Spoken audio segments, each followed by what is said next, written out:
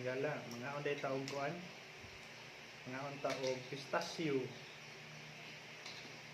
Nya. Napoy mulberry. Nya napoy cranberry. So itong mga ipangkaon dali mga nuts and fruits ha.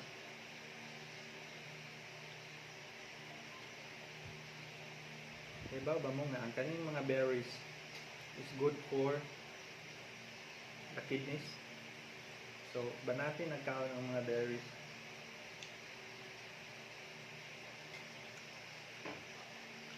Nasa na sila yung mga anti-cancer properties. Like the mulberry. Ano siya anti-cancer properties. Yung mga dried din siya.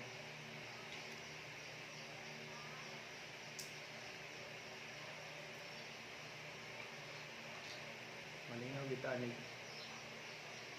Kaon-kaon. Makalingaw na siya, hubit-hubit eh.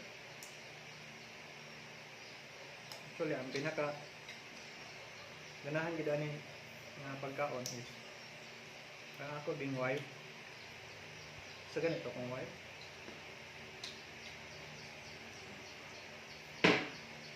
Naaron siya diri sa akong kiliran.